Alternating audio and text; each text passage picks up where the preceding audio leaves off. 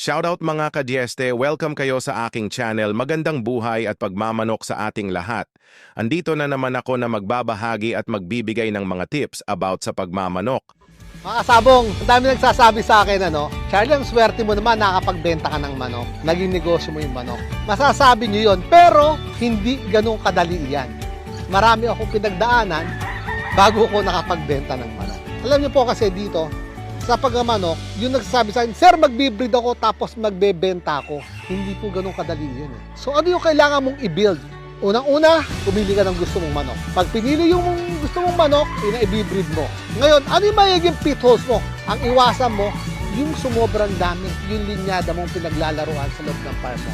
Ngayon, ano pa? Yung kailangan isaalang-alang mo. Siyempre, may gastos po yan. Tandaan po natin. Kung wala kang sapat na ipantutustos dyan, huwag mong isulong yan. At isa pa, kung hindi mo kayang tutukan yan, tumigil ka. Bakit? Ang pagpapalaki ng sisiw entails a lot of decision making. Ako nga po na halos araw-araw nasa farm na, nagkakaroon pa rin ng problema now and then. So kailangan po na endon tayo, may oras tayo, meron tayong nakalaan na perang gagastusin at suportado tayo ng pamilya natin. Ngayon, alam nyo, may konting buenas. Paano ko nakuha yung buenas? Marami akong naging kaibigan. Kasi throughout sa sabong industry, napakarami mong nagiging kaibigan. I-cherish mo yung mga kaibigan na yan. Yan ang tutulong sa'yo. With regards to bloodlines, ang unang nagbigay sa akin talaga is Manong Lancy de la Torre. Tapos, naging kaibigan ko sina Manong Ricoy, may Ruancho Aguirre. So, ang dami kong natutunan. Kaya nga ako, sabi ko, pag ako'y nagpapaseminar, ayokong maningil. Bakit mo? Yung mga kaalaman na tinuro nila sa akin ng libre. Kaya ako, nagtuturo ako ng libre.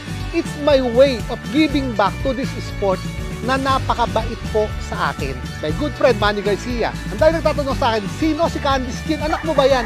Hindi ko po anak si Candice Jean.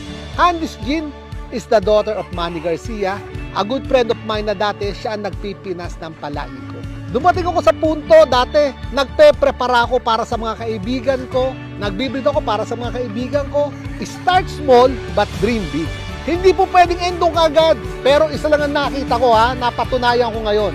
Yung manok mo, pag maayos yan, iba na kasi ngayon yan at hahanap ng daan para makarating ka ron. Bakit? During our times, meron ba niyang bakbakan, digmaan, wala lahat niyan.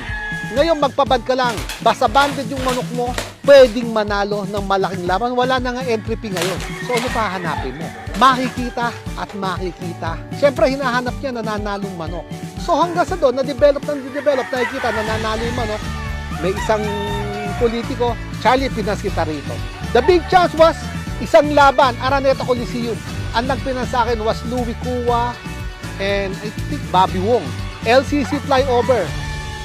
And umi-score naman tayo. Sabi ko, nakasiyan pa ng buenas Si Maring Osang de la Cruz, at one time, nakita ko, Charlie, pwede ba ako magpinan sa'yo? Sabi ko, Mare, meron akong manok para dyan. Kasi gusto ko lumaban talaga nung Ang dream ko sa pagmanok, dalawa. To win the Candelaria International Derby and to win the NGBA Stag Derby. So, nung manalo ko ron, pininas ako ni Maring Osang. Tapos, pinas din ako ng grupo ni Eric De La Rosa sa NCA. Pareho kaming nag-champion doon sa international. Ayun, isang break and it paved the way. Pero yan, babalikan mo, sabi ko nga, balik uli yan. Bakit nagtiwala? Dahil diretso kang kausap, maayos ang manok mo, at healthy ang mga manok mo. Paano ba tumagal sa industriya na to? Ito po ang masasabi ko sa inyo. Huwag mong iisipin magaling ka. Kasi pag iniisip mo na magaling ka na, hindi ka na mag-i-improve. Bakit? Magaling ka na Before you know it, nilamong ka na ng kalaban mo.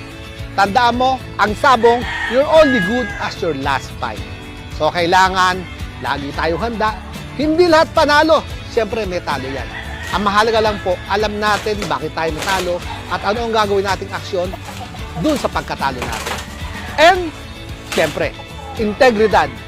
Yan lang po. Kasi po, ang tunay na sabongero, para sa akin, isa lang po yan. Maginoo po yan. Muli po, ito po si Charlie Cruz ng Candice Jean Farm, ang inyong simpleng magmamanok